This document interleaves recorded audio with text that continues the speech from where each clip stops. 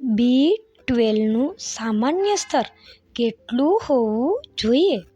B12નું સામાન્ય સ્તર 300 pg/ml કરતાં વધુ હોય તો તે સામાન્ય માનવામાં આવે છે. પુખ્ત વ્યક્તિના શરીરમાં વિટામિન B12નું સ્તર 200 થી 300 pg/ml થી નીચું માનવામાં આવે છે. 200 pg/ml હોય તો તે વધારે ગંભીર માનવામાં આવે છે. 0 થી 12 મહિનાના શિશુઓમાં 200 થી 800 pg/ml નોર્મલ ગણાય છે. 1 થી 17 વર્ષના બાળકોમાં 300 થી 900 pg/ml નોર્મલ ગણાય છે. 18 અને તેથી વધુ ઉંમરના વ્યક્તિઓમાં 200 થી 900 pg/ml એ નોર્મલ ગણાય છે.